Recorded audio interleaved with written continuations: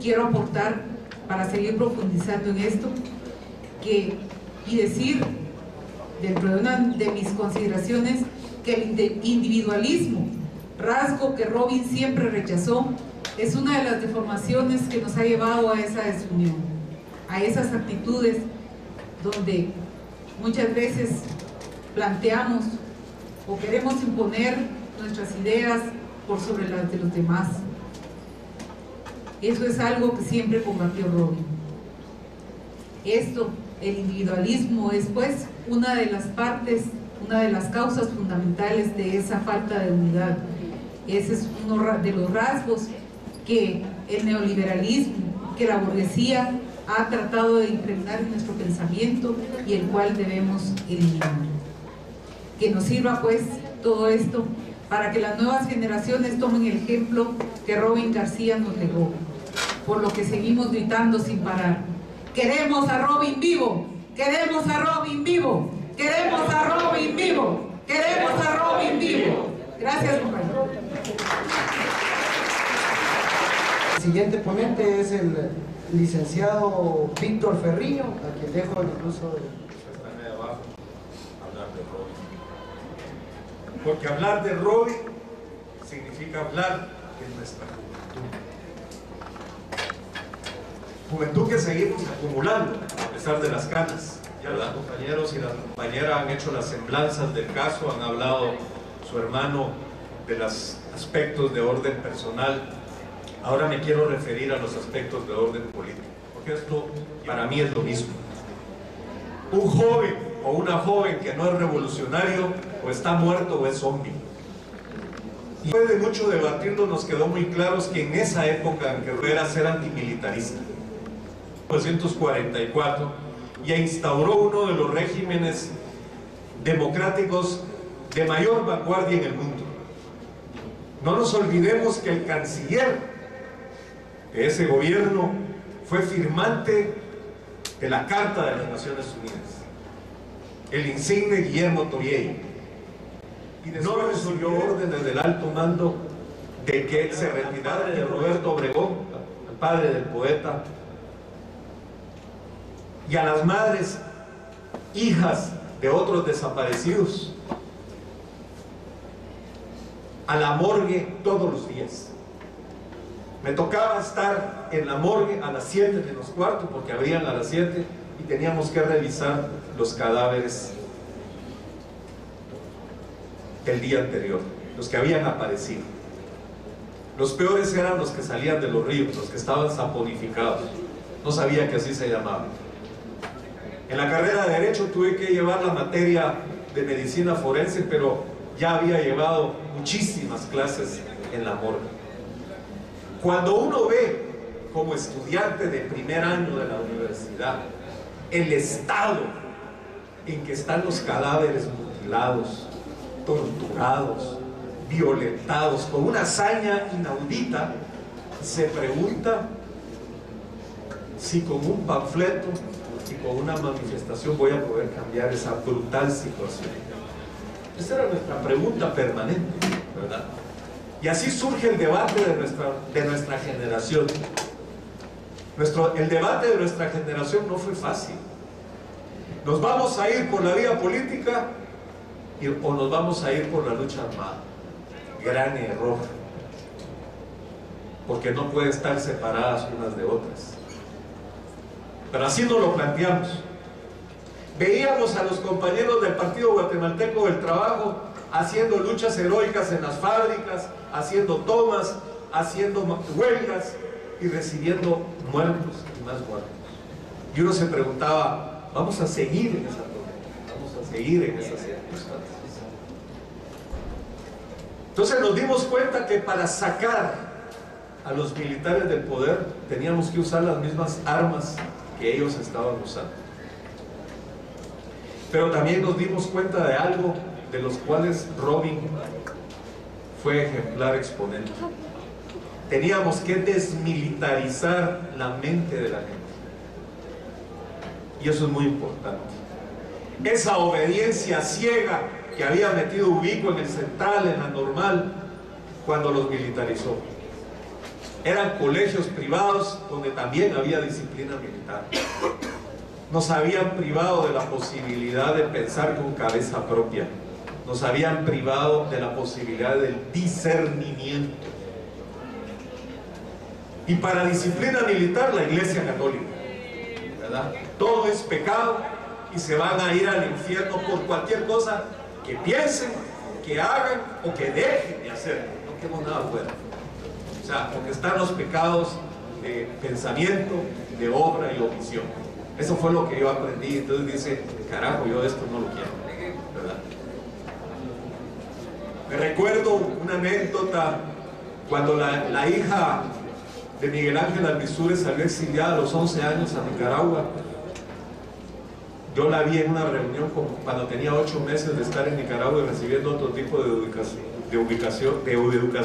y le preguntaron: ¿tú todavía crees en Dios? Y entonces ella dijo: no sé, pero ya no creo en el diablo, y eso es un gran alivio. ¿Por qué cuento esta anécdota? Porque nosotros nos dimos cuenta que el infierno estaba aquí, en este país. Nos dimos cuenta de esa brutalidad y no nos imaginábamos hasta dónde iba a poder llegar en los 80 con las masacres y el genocidio, que también lo presenciamos. ¿Por qué les estoy contando estos elementos? Porque ustedes preguntaron cuál era el impacto. La culpa es de ustedes por estarnos preguntando. Hoy se aguantan. Les quiero...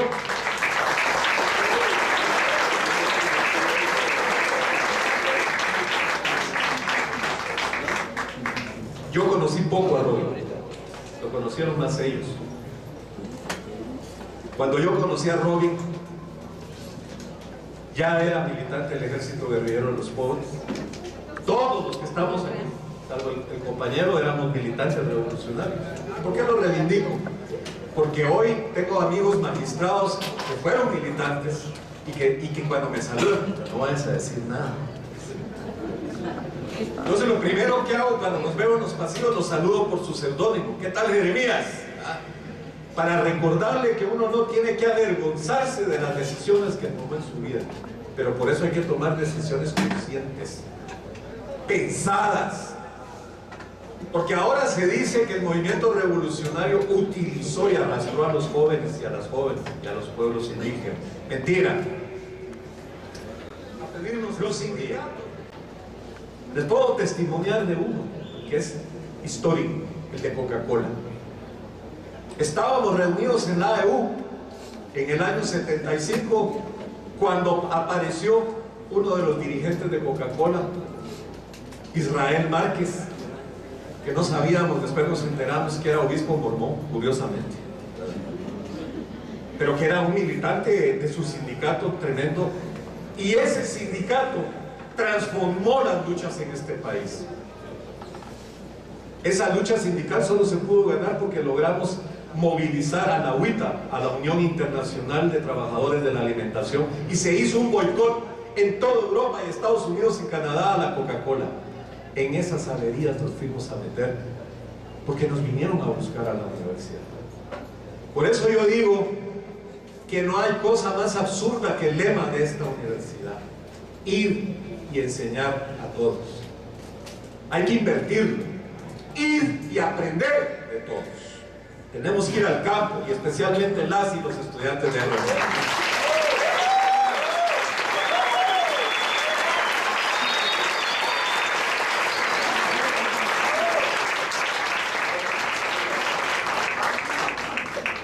Y comenzamos a preguntarnos cómo, porque lo de la lucha armada es más fácil, aunque ustedes no lo crean.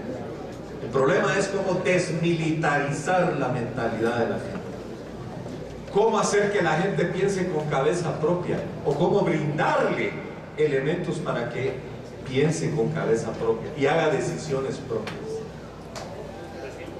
Es decir, la lucha nuestra no fue solo la lucha armada contra el ejército, la policía, los cuerpos paramilitares y la judicial, sino la lucha contra una mentalidad de opresión que había dejado 14 o 20 años de lucha contrainsurgente para la primera oleada revolucionaria.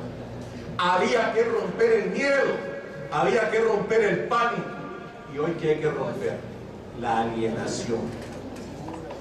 Juventudes respetables, admirables que veo hoy alienadas, metidos en el WhatsApp y en el Facebook sin voltear a ver.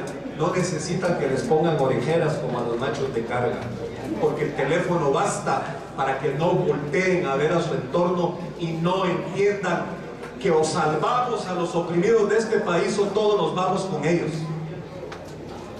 Entonces lo primero que ustedes se deberían de preguntar es: ¿qué es ser revolucionaria y qué es ser revolucionario el día de hoy? Pregúntense, porque si no son revolucionarios y revolucionarios cuando son jóvenes, o están muertos o son zombies. Yo les hago el postulado: están estudiando ciencias agronómicas en un país donde el 51% de los niños sufren desnutrición, que es un eufemismo para hablar del hambre. En este país la gente se está muriendo de hambre. Por eso no podemos perdonar que está bien que veamos el Facebook, está bien que veamos el internet, es una arma política tremenda, pero no para cerrarle los ojos a esa realidad. ¿Cómo vamos a producir en este país que tiene los índices de concentración de tierra más altos de América Latina después de Paraguay? El índice de Gini de la concentración de la tierra en Guatemala es altísimo, y no se permite que el INE lo mida. Óigase bien, no se permite en los últimos 30 años que el Instituto Nacional de Estadística lo mida. Aquí hay profesores, díganme quién conoce ustedes una cifra oficial del índice de concentración de la tierra en este país. Lo ha medido el PNUD por cálculos y aproximaciones, o sea, Naciones Unidas. ¿Por qué no permiten medir el índice de concentración de la tierra? Porque la principal riqueza de este país, después de su gente, es la tierra. Entonces el problema es que ustedes están estudiando agronomía para trabajar en un país donde no hay tierra. No hay tierra para los campesinos, no hay tierra para los ciudadanos, hay tierra para 10, 12 familias. Pero además de eso, la poca tierra que produce los alimentos, como ustedes saben, se está quedando sin suelos porque está siendo sobreutilizada. ¿Tiene esto que ver con Robin? Sí. Estas eran las cosas que discutíamos nosotros en ese momento. Se los estoy trasladando para que sepan que los jóvenes y las jóvenes tienen que pensar en el futuro. Esa era nuestra preocupación, el futuro. Eran ustedes, ni los conocíamos. Pero nuestra preocupación es: no podemos dejarles a las nuevas generaciones la situación que está ahora. ¿Y qué pasa con el cambio climático? Ahí están los dos retos que ustedes tienen: la concentración de la tierra y el cambio climático. Ser revolucionarios en agronomía hoy día es luchar contra la concentración de la tierra y contra el cambio climático. Eso es ser revolucionario hoy día, y eso es ser anticapitalista. ¿Por qué? Porque es el régimen capitalista neoliberal, como está diseñado ahora, el que permite esos índices de concentración de la tierra tan alta y ha permitido ese consumo exagerado que provoca el cambio climático. Yo publico los lunes en Siglo XXI, si alguno quiere leerme, y este lunes publiqué un artículo, y cada vez que investigo un tema me espanto. Se llama Clima, Migración y Caos. Cuando me metí a investigar la situación me doy cuenta que para el año 2050, según la Organización Internacional para las Migraciones, van a haber 200 millones de personas que van a migrar por el cambio climático. Usted se puede imaginar el impacto que es que 200 millones de personas se mueven y busquen dónde ubicarse. El caos habitacional, sanitario, alimentario. A nosotros nos preocupaba la sobreexplotación del indígena. A nosotros nos preocupaba la discriminación a los pueblos indígenas, la sobreexplotación del obrero, la discriminación a las mujeres. Ahora nos debe preocupar la sobrevivencia del género humano. Hoy día no hay joven, hombre o mujer, que esté ajeno a esta realidad. Es que yo no me quiero meter en política. Así dijo el hermano de Robin, y terminó metido en políticas al pescuezo. ¿Por qué? Porque en política nos metemos siempre, por hacer o por dejar de hacer. Entonces la pregunta es, ¿cómo van a graduarse de agrónomos y van a salir al campo a trabajar donde no hay acceso a la tierra y donde no se sabe qué se puede cultivar porque el cambio climático no lo permite? Ese era el tipo de debate que teníamos. Otras circunstancias, otras condiciones. Una de las cosas que me impactó de Robin, quien tuvo, como ya dijo Juan José, una corta participación en la universidad, y a pesar de que ya estaba asignado a trabajar en la universidad, seguía haciendo trabajo en secundaria por mutuo propio, porque se daba cuenta que ahí era conocido y que la universidad a él se le hacía grande y ajena, no era su espacio, ¿verdad? Me recuerdo, porque esa estrofa que leyó Juan José me lo hizo recordar, que nos reuníamos para las reuniones, para contactos les llamábamos a las reuniones, en Caminar Cuyú, donde están los montículos de los lugares.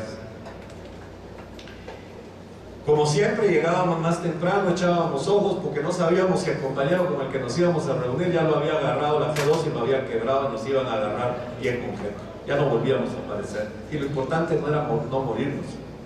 Nunca le tuvimos, yo no le tuve miedo a la muerte, le tenía miedo a la tortura.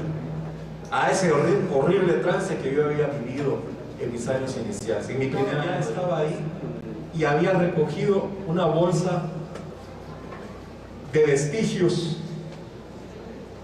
de alfarería, y siempre lo iban a ver con algún papel y algo en la mano. Ya había dibujado parte de los monumentos y se llevaba todos aquellos pedazos, y le pregunté, ¿para qué querés esos pedazos? Porque ya eran pedacitos tan fragmentados de las vajillas, de la alfarería, que no tenían utilidad práctica. Y entonces me dijo que cuando él escribía sus poemas los agarraba con la mano y sentía que algo lo ligaba a ese pasaje. Cuando dice, fui masa y me transformaron, ¿verdad?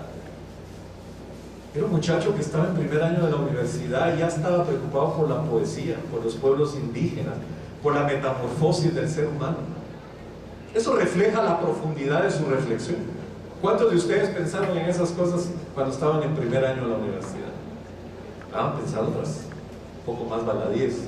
Así somos todos, pocas gentes excepcionales como Robin. Pero el gran debate era, ¿qué vamos a hacer como universitarias y como universitarios?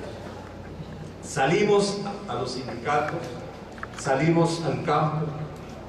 El Comité de Unidad Campesina, que aún existe y que encabeza Daniel Pascual hoy día, y que lo ven ustedes satanizado en todos los medios de comunicación, lo acusan de terrorista, lo acusan de guerrillero, lo acusan de cualquier cosa. El Comité de Unidad Campesina se comenzó a constituir en el año 74 y salió a luz pública en el 78. Y lo conformamos un grupo de curas, todavía no eran excuras, todavía eran sacerdotes, todavía se le andaban escondiendo al obispo para que no los fuera a ver. Estaba un grupo de agraristas, o sea, de gente que había sobrevivido la reforma agraria de Arbenz. Había indígenas que le llamaban culturalistas, eran indígenas que estaban preocupados del tema del idioma, de la cultura, pero no estaban metidos en las luchas reivindicativas de los pueblos indígenas. Estaban dirigentes ancestrales y habíamos un grupo de estudiantes.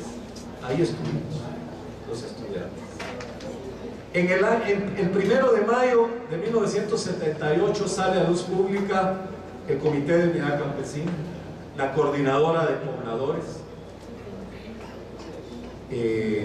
y el Frente Estudiantil Revolucionario Robin García. ¿Por qué adoptamos el nombre de Robin? ¿Qué estábamos queriendo reivindicar? Pues esto que ustedes preguntan, ¿cuál era el impacto de su lucha? No sé, o sea, líderes estudiantiles, mártires había muchos, pero ¿por qué Robin? ¿Por qué no Aníbal Caballero? Los mataron prácticamente en las mismas fechas. Por la calidad de su pensamiento, por la profundidad de sus reflexiones. Era una personalidad diferente, ni mejor ni peor, pero diferente. Tenía una calidad que nosotros queríamos utilizar para decirle a los jóvenes cuál había sido el mensaje de Robin. El mensaje de Robin en aquella época para los jóvenes que estábamos luchando era el quiero y el puedo. Son dos verbos que se dicen fácil. El quiero ser revolucionario, quiero ser transformador de esta realidad injusta. Y el puedo. Es decir, yo puedo, tengo capacidades.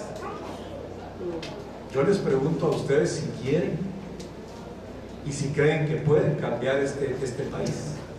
Porque si ustedes me dicen esta tarde que ni quieren ni pueden, hay que cerrar un changarro e irnos al otro lado. Hay que emigrar para Estados Unidos. Es decir, si las jóvenes y los jóvenes no son los que van a cambiar esta situación de injusticia que tenemos, hay que cerrar la universidad, hay que cerrar el país y tirar la llave al Motagua. Pero yo creo que no es así. Yo creo que ustedes están esta tarde aquí porque están en la búsqueda del quiero y el puedo. Esa decisión del joven que sabía a quién se estaba enfrentando, que no era ingenuo, como dijo su hermano, sabíamos que era ineludible que lo mataran. Yo no sé cómo están vivos todos los que están en la mesa y cómo estoy vivo de saber. A veces me dicen que los rezos de mi suegra y de mi madre. Hay mil explicaciones, ¿verdad? Pero lo que nosotros queríamos hacer era vencer ese miedo y lo vencimos. Y la gente de la secundaria y la gente de la universidad salió a la calle a reclamar. Teníamos situaciones difíciles. Por ejemplo, tratábamos de mantener control de qué manifestaciones se hacían porque sabíamos el riesgo que había. Y un día recibí una llamada: anda a ver qué está pasando porque los de la Queche sacaron una manifestación y porque Manso había decidido hacer una movilización en todo el centro y salió comercio y salieron todos. ¿Qué pasó? Cuando le encontremos, ¿qué pasó? Es que la directora me abofeteó. No le digo, pueden haber muertos, ¿cómo haces eso? Y me hizo un análisis muy importante. Si los estudiantes permitimos que los maestros nos abofeteen, nos denigren y nos humillen, ya no somos estudiantes. Somos seres sumisos a un poder que no tiene justicia. Seguí echando punta mano. Y eso les digo a ustedes.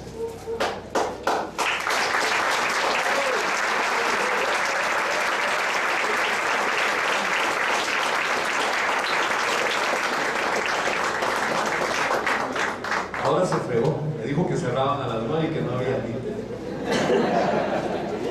Quiero relatar dos ejemplos de esta lucha que son muy importantes para la universidad. Muchos de los señores decanos que están aquí, que son más jóvenes que nosotros, y muchos de los catedráticos, no se hubieran graduado si el FER no hubiera actuado como actuó cuando se quedó acéfala a la Universidad de San Carlos. Resulta que en el año 85 el ejército ocupó la universidad cuando Meyer era el rector, pero no se ha dicho la cantidad de incursiones que el ejército hacía en los años 74, 75, 76. Entraban a la universidad con tanquetas y le daban vueltas al teleférico, y nosotros salíamos con piedras cuando se estaba construyendo el Estadio Revolución, que había unos volcanes de tierra, agarrarnos a pedradas a las tanquetas del ejército. Imagínense, es ingenuo, pero era nuestra dignidad. Es como la cachetada que la directora le dio a nosotros. No podíamos permitir que nos dieran esa cachetada. Después nos enfrentamos con cócteles Molotov y ya lo pensaron dos veces, porque un tanque puede tronar si el cóctel Molotov hace que agarre fuego. La universidad estaba bajo asedio. En 1978, la Facultad de Derecho se quedó sin catedrático. Los estudiantes dábamos clases sin tener nombramiento. Ya no había catedráticos. Habían hecho una matacinga. ¿Y por qué? Por llevar el carnet universitario. Hay un problema. Se acordó que ya no lo pidieran en la biblioteca, en los exámenes, porque cargarlo en la bolsa en un cateo era suficiente razón para que lo mandaran a uno. Y libros, lo mismo. Cargar un libro, y no un libro de izquierda, cualquier libro de literatura. Cargar 100 años de soledad era un atentado.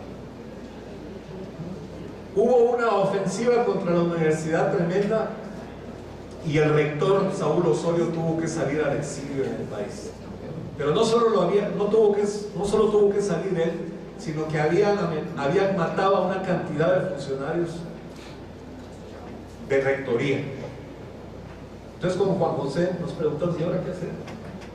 Porque los del sindicato nos hablaban, miren muchachos, no nos han pagado, no hay quien firme los cheques, no hay autoridades. Entonces nos fuimos a estudiar la ley orgánica de la universidad, que no la conocíamos, como buenos estudiantes sancaristas. Que levanten la mano los estudiantes quienes han leído la ley orgánica de la universidad. Usted Orellana la tiene que conocer porque es del Consejo Superior Universitario. No la conocíamos. Y entonces ahí dice que sustituye al rector en condiciones el decano más antiguo. Y la pregunta es, ¿y cuál es el decano más antiguo? Porque hoy es muy fácil en internet, lo googlean y listo. Bueno, después de hacer 20 investigaciones resultó que era Raúl Molina, que en aquella época, y aunque se enoje, que es cierto, no participaba en absolutamente ninguna actividad política. Después fue miembro de la URNG y jugó un papel destacado. Sí, vamos a hablar con gente de los sindicatos, muchas veces. Cambió para bien, se metió, y formamos un gobierno universitario con 5 decanos. Estaba Raúl Molina, estaba Alvarado Polanco, estaba Sandoval de Agronomía, Tono Sandoval, estaba el decano de Arquitectura, Gilberto Castañeda, que después hizo público su incorporación al FP, y por último estaba el de Farmacias, ¿no? Este tiene la mejor mente, tiene un disco duro, era el de Farmacia, ¿no? Sí. Leonel Carrillo. Ese fue el gobierno que el FER constituyó para que esta universidad pudiera seguir funcionando. Porque todos hablan del FER y piensan en los que tiraban cócteles Molotov, hacían manifestaciones. No. Juan José hacía cursos parenterales por todos lados. Hacíamos cursos de vacaciones, dábamos capacitaciones, éramos buenos estudiantes, estudiábamos. No sé a qué horas, pero estudiábamos, ¿verdad? Y relato esto porque el FER quería reivindicar eso. Robin, además de ser revolucionario, de ser poeta, de ser militante, era buen estudiante. Y queríamos reivindicar esa situación. Me podría pasar toda la noche contándoles el papel del FER en esas circunstancias. Está lo de la Embajada de España y cuántas circunstancias más. Pero lo importante que yo quería destacar es que Robin García y su lucha dejó efectos singulares en la universidad. Acabamos con las cátedras vitalicias. Aquí habían cátedras vitalicias en el 76, hasta que se moría el catedrático, podía cambiarse al catedrático. Pero ahora en Derecho hay una mafia donde no nombran catedráticos titulares, sino que solo interinos para poderlos manipular políticamente. Es decir, todo tiene sus ir y venir. La escuela, la transformación de arquitectura, la transformación de la escuela de psicología fue ejemplar, donde el FER jugó un papel importante. La primera unidad académica de la Universidad de San Carlos que tuvo un gobierno tripartito. Las autoridades, los catedráticos y los estudiantes. No nos toparon que fuera cuatripartito porque queríamos que los trabajadores estudiaran. Lo que quiero decir es que fuimos una generación que se preguntó qué es ser revolucionario en nuestro tiempo. tratamos de discernirlos y nos empeñamos ahora. Y yo los invito a que ustedes se hagan esa pregunta. ¿Qué es ser revolucionario hoy día? Que no quiere decir ser guerrillero o guerrillero, sino qué es un sujeto, una sujeta que transforma este mundo injusto, de mayores concentraciones de la riqueza, de hambre, de cambio climático, de exclusión. Háganse esa pregunta, debátanlo y tomen sus decisiones. Yo ya les dejé dos enemigos contra los cuales hay que luchar: contra la concentración de tierra y contra el cambio climático. Pero hay muchos más, de ustedes dependen. Buenas noches. El doctor Irías le cede el espacio a Rosa María. Y, por favor, Rosa María, recalcar un dato importante: los cableros rojos fueron a causa de ella.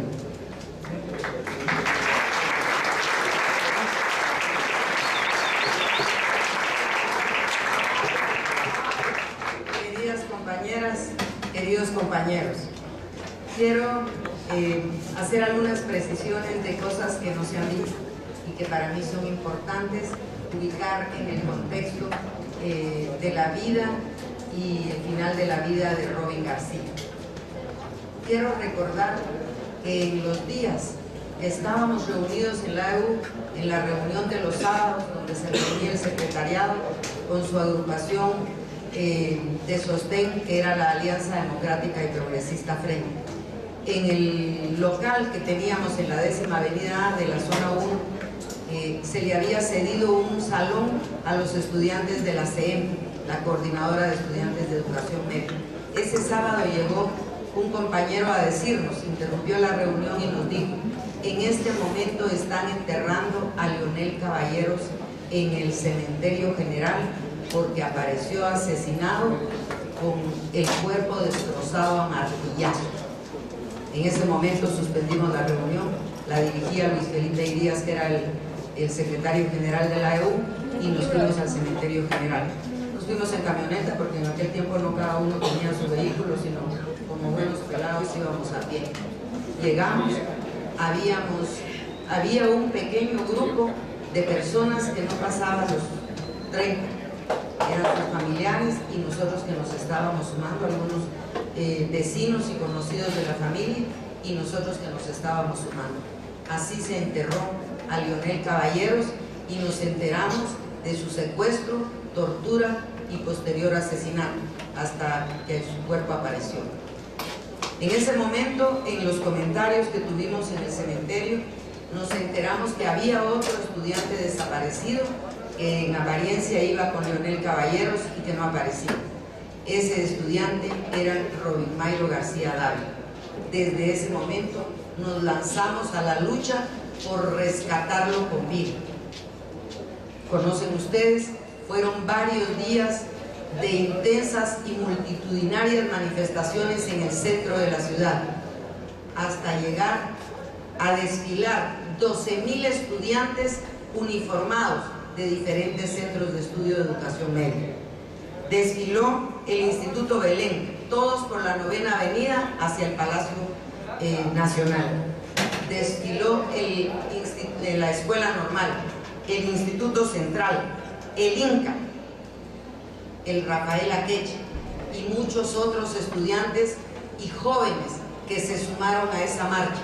Estudiantes uniformados, como que fuera un desfile del 15 de septiembre, nosotros hicimos el cálculo de 12.000. Iban sin maestros. Los maestros iban aparte, en grupos, acompañando la marcha por decisión propia. De esta jornada de acompañamiento, de lucha, de exigencia ante el Palacio Nacional al presidente de la República que apareciera el estudiante de la Facultad de Agronomía, pero reconocido como dirigente estudiantil de la Escuela de Comercio, se iniciaba la lucha con la consigna de queremos a Robin vivo. Me ha impresionado que 39 años después en Ayotzinapa se recoja la misma consigna para buscar con vida a los 43 desaparecidos. Esta jornada es importante porque el gobierno de Shele Eugenio Laugerud García se vio obligado por la presión de los jóvenes guatemaltecos radicados en la capital y apoyados por muchos otros jóvenes del interior del país a devolver el cuerpo de Robin García. No fue por su gusto. Y el cuerpo de Robin apareció desenterrado, tenía varios días de estar enterrado, con una ropa que no era la suya y con un cartel clavado en el cuerpo que decía: soy Robin García. Todo esto lo vivimos con una gran movilización de jóvenes, y quiero decir que había un tercer joven a quien no se encontraba. Él no me conoce a mí, pero yo sé perfectamente quién es él, hombre modesto que no habló de su historia, José Luis Perdomo. Él era el tercer joven desaparecido.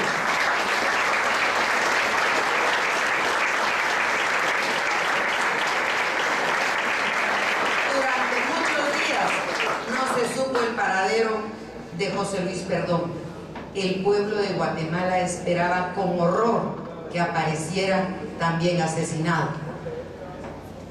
La historia personal no la sé, simplemente doy fe de lo que como ciudadana y como parte del movimiento estudiantil universitario viví. Todo esto lo recogen los diarios de la época. Finalmente, José Luis Perdomo logra salir del país a través de la Embajada de México y exiliarse en México. México, el país a donde muchos acudimos, porque teníamos solo tres posibilidades: el encierro, el destierro o el entierro. Muchos logramos acogernos al destierro.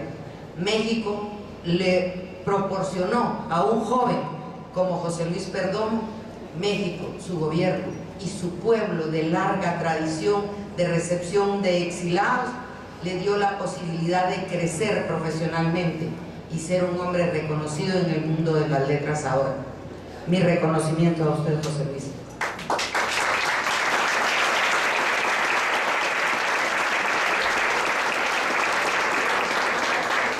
Al aparecer el cuerpo de Robin García, se le hizo la autopsia.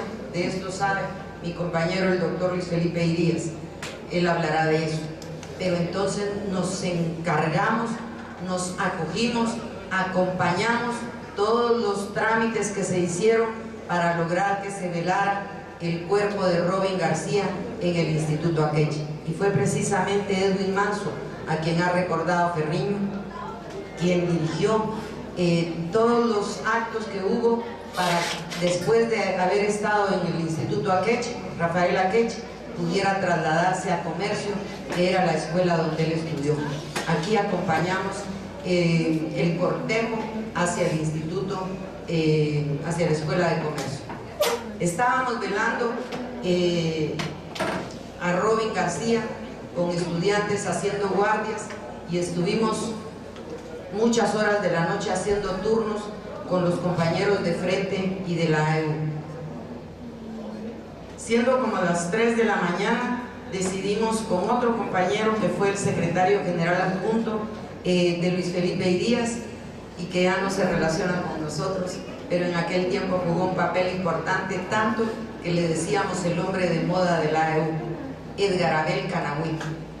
Con él decidimos ir a tomar un café para despabilarnos un poco al lugar, no sé si era el único, pero de los pocos que mantenían abiertas las 24 horas, Cafesa, que todavía existe y está en la zona 9. Ahí fuimos a tomar un café y a comer algo y a discutir con él cómo íbamos a participar al día siguiente como movimiento estudiantil universitario, que habíamos dado tal aporte de apoyo y soporte a todas las manifestaciones por la lucha por el aparecimiento de Robin con vida. Nos sentamos en Cafesa, decidimos cómo distribuir las responsabilidades, cómo íbamos a participar como AEU, cómo íbamos a acompañar a este joven cuando nuestro pueblo también esperaba de nosotros un aporte.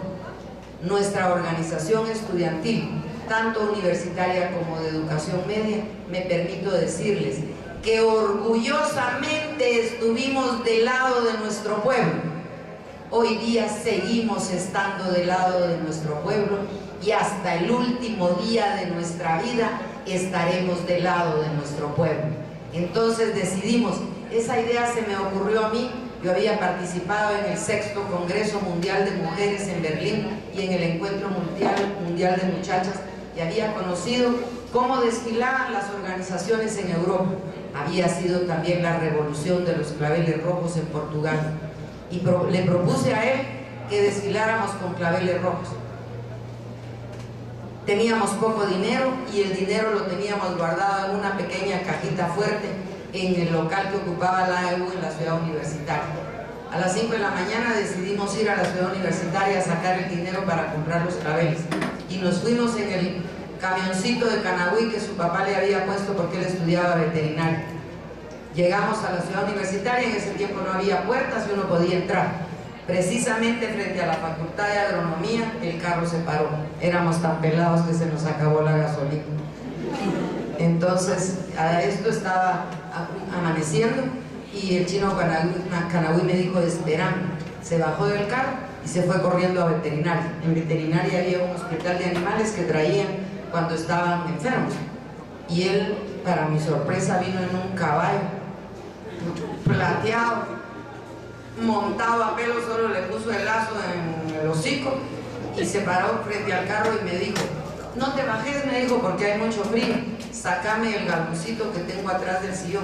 Yo lo hice y con el caballo montado a pelo fue hacia la Petapa, donde hay una gasolinera donde se echaban gasolina los ruleteros en la madrugada, y todo el mundo lo miraba pasar a caballo. Se cruzó la avenida Petapa y pidió que le dieran un galón de gasolina.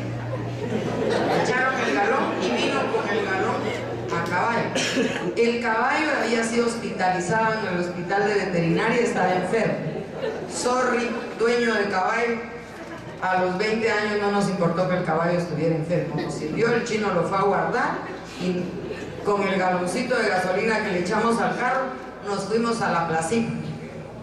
Con los pocos pesos que teníamos hicimos la cuenta, preguntamos cuánto costaba la docena de claveles y nos dijeron las señoras.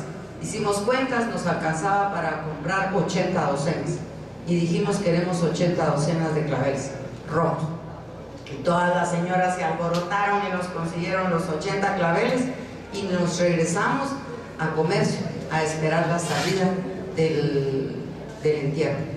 Y efectivamente, quiero decirles que el papel que jugaba la universidad, un papel democrático del lado de su pueblo, encabezó el entierro, el Consejo Superior Universitario en pleno, vestidos de luto. A ellos fue a los primeros que les entregamos un clavel. Para desatar los manojos de claveles se sumaron un montón de compañeros, los desamarramos y esa fue la primera vez que se desfiló con claveles en honor para que nuestro pueblo tuviera un símbolo. Estábamos enterrando a uno de sus hijos, de los mejores hijos del pueblo. Esto se lo conté a Julio en el 2008, cuando el gobierno de Colón hizo un acto para pedirle perdón a la familia por la participación del Estado en el asesinato de Robin. Desde entonces Julio me pide que le cuente otra vez cómo fue la historia. En aquel momento nadie tenía un afán de figurar, nosotros solo queríamos que nuestro pueblo tuviera un símbolo. Y entonces me complace mucho saber que en cada manifestación, en cada acto democrático, en premiaciones a escritores, a cantantes, se levanta un clavel rojo. Esa fue parte de nuestra propuesta, de nuestro aporte. Yo quiero decirles que me siento muy conmovida de participar con ustedes en este día. Quiero pedirles que rindamos un homenaje a Robin García, como él se merece, pronunciando la frase que nos identifica a todos los sobrevivientes del movimiento estudiantil setentero y ochentero. Compañeros, yo les pido a todos ustedes por un momento ponerse, levantar en alto su puño izquierdo, compañeros, el izquierdo, y pronunciar la frase que pronunció en su último discurso nuestro máximo dirigente estudiantil universitario.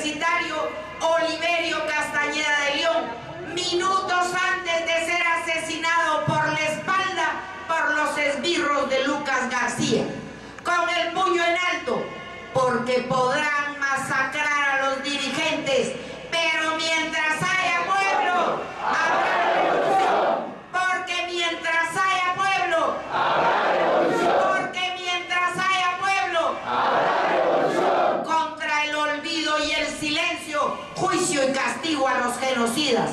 Contra el olvido y el silencio, juicio y castigo a los genocidas. Contra el olvido y el silencio, juicio y castigo a los genocidas. ¡Viva Robin García y vivan nuestros mártires universitarios! Muchas gracias. Muchas gracias.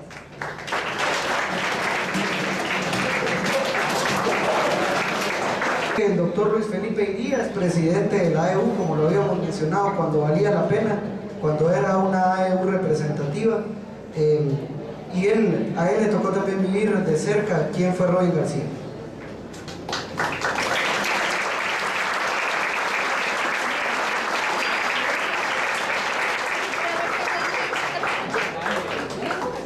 Queridísimos miembros de la familia de Robin García, decanos y dirigentes universitarios presentes, queridas y queridos compañeros. En primer lugar, yo quisiera decir que el movimiento estudiantil universitario y de educación media y los jóvenes de Guatemala fueron quienes reclamaron a Robin García vivo. Robin García para nosotros era un símbolo de esperanza. Pedíamos que el gobierno del general, del militar Laugerud García recapacitara y por primera vez una de estas dictaduras militares fraudulentas nos regresara a un capturado, secuestrado vivo. Cuando nos reunimos Manso y yo, él en representación de secundaria y yo por la AEU, con la familia, los queridos papás de Robin y de Leonel Caballeros, la estrategia de Shell fue ganarse a los papás, que el presidente de la República les dijera que estaba preocupado por sus hijos, y luego le dio el parte de autopsia y dijo que lo que decía el parte no era cierto, que lo que decía la prensa no era cierto, que no habían sido torturados. Ya me habían dicho a mí, quienes me habían asesorado, muy pocos por cierto, de grata memoria, que me esperara el turno, porque aunque yo no creyera que Shell era mi presidente, era mi presidente, y que cuidado lo agredían. Entonces cuando él terminó de hablar, yo pedí la palabra y le dije: señor presidente, usted no sabe, pero yo soy estudiante del cuarto año de medicina, y como dijo Víctor Ferriño, éramos buenos estudiantes, ganábamos nuestros cursos. Entonces yo le dije: disculpe, pero lo que el parte de autopsia dice es una brutal tortura que no tiene nombre. Estallamiento del hígado, ¿qué le puede sonar? Él dijo abolición y tal vez no entendió. Edema pulmonar, edema cerebral, fracturas múltiples en el antebrazo. Bueno, quiere decir en resumen que ahí se le cayó el teatro. Y pues los papás, conmovidos por las palabras del presidente, inmediatamente reaccionaron con el sincero, legítimo desprecio por los mentirosos y los torturadores. Y esto me hace llamar una cosa. Chupina fue llamado a declarar: el torturador es valiente en frente del indefenso, pero son profundamente cobardes cuando enfrentan la justicia, ya no digamos a alguien de su misma talla. Entonces, esa autopsia fue producida por cobardes y ordenada por cobardes que siguen pendientes de juicio. Otro tema: nuestro movimiento estudiantil de aquella época, del cual somos representantes, los que estamos en la mesa, éramos estudiantes con intereses legítimos, populares y democráticos. Para nosotros el presupuesto de la AEU era sagrado. Ese rescate de las instituciones estudiantiles es absolutamente necesario y necesita una fuerza de la juventud, fuerza de ustedes. Y repito una última cosa: Robin García es un reflejo, un sinónimo de esperanza.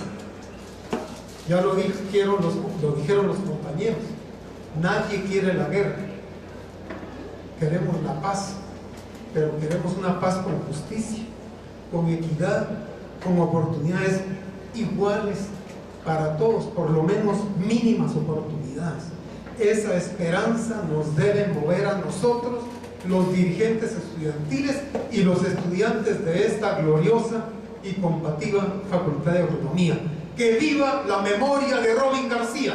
¡Que viva! ¡Que viva la memoria de nuestros mártires! ¡Que viva! ¡Que viva la memoria de Leonel Caballeros! ¡Que viva! ¡Que viva Robin García! ¡Que viva!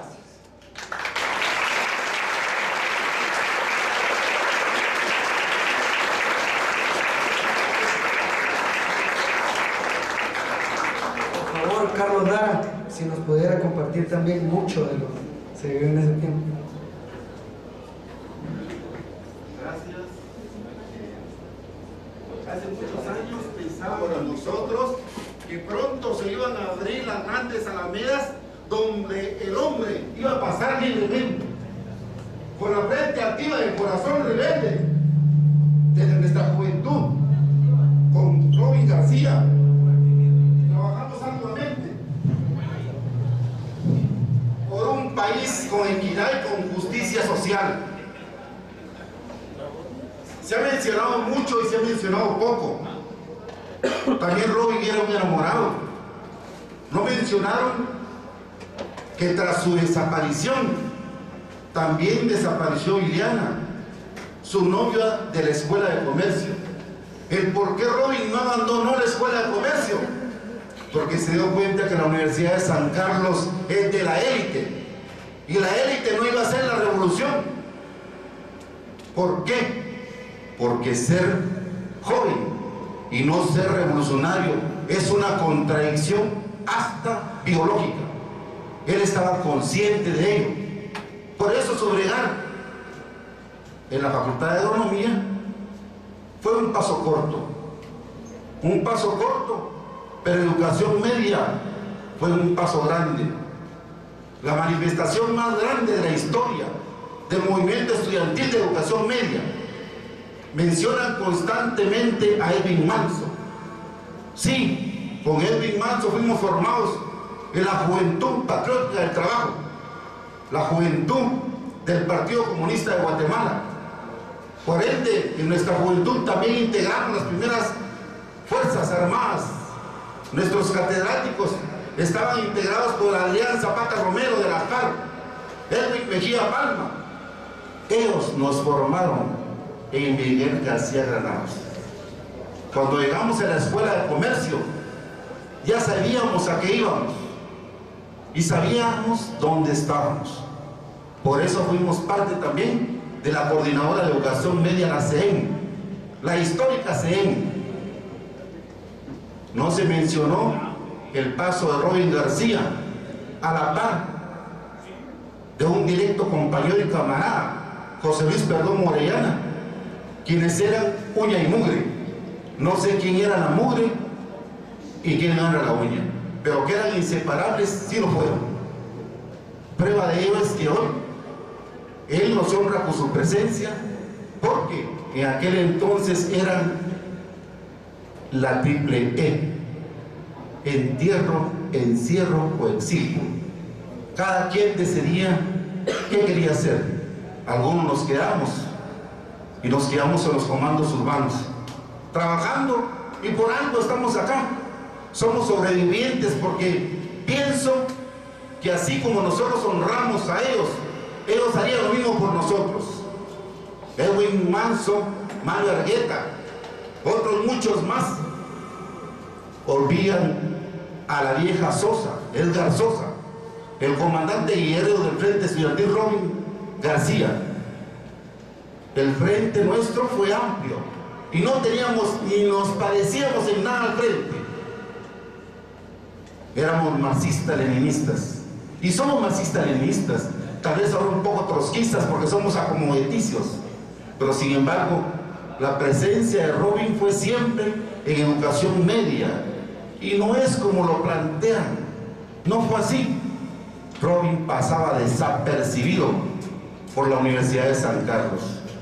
Veníamos a la Asociación de Estudiantes, a la AEU, nos atendía Carlos Jiménez Licona, el Seco Sierra, y un amigo y camarada, Hermes Velázquez. Ellos nos proporcionaban los materiales, las resmas de papel, los stencils, que hace mucho tiempo se hacían stencils quemados. Nos íbamos de acá con un morral que usaba Robin sobre su hombro, su pantalón de lona, no de jeans, un pantalón de lona, desteñido.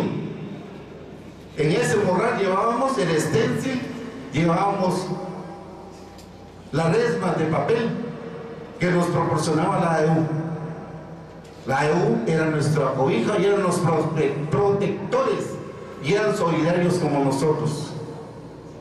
Muy diferentes a toda la gama de dirigentes estudiantiles que han pasado por estas aulas en forma acomodaticia, que después lo que buscan es un puesto en el gobierno central o en cualquier gobierno para enriquecerse.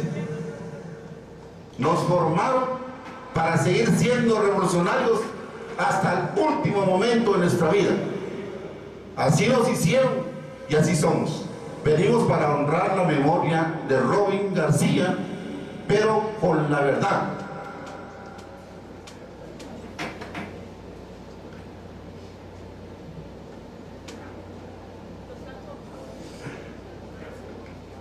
Cuando el pueblo se levante en búsqueda de pan, paz, libertad y tierra, le van a temblar las nalgas a los ricos, desde la costa hasta la sierra. Patria o muerte, venceremos.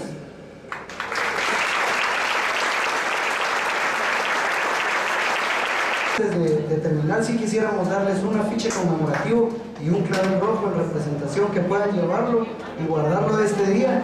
Nosotros como estudiantes de agronomía estamos muy agasajados de tenerlos presentes, y por favor, compañeros de la asociación, si me pudieran ayudar para entregar uno por uno a los ponentes, para que sea un acto simbólico el poder entregarles este reconocimiento.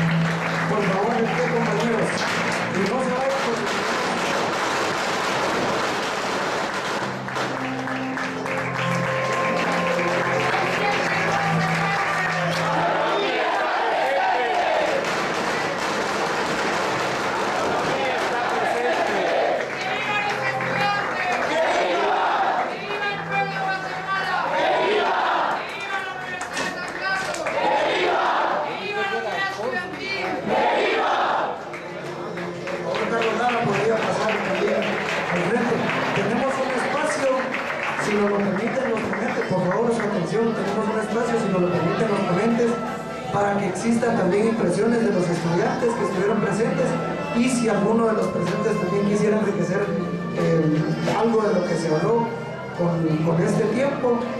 En este tiempo, pues este es el espacio, dejamos abierto el micro. Sí, también, bueno, el acto más importante, pero disculpen, la emoción nos gana a veces, es en la entrega. Sí, Carlos, por favor. Este afiche conmemorativo dicta que el 4 de agosto, que es jueves, se le entregará el doctorado honoris causa in memoriam a Robin García Dávila. La universidad reconoce que uno de sus hijos es valioso para el país y para la historia. Entonces todos estamos invitados. La Facultad de Agronomía tiene toda la disponibilidad, saldrán buses para almorzar y también esperamos la presencia de las demás unidades académicas. Entonces, si alguien quisiera preguntar o ahondar algo más de lo que hoy se habló, pues este es el fin. Muchas gracias.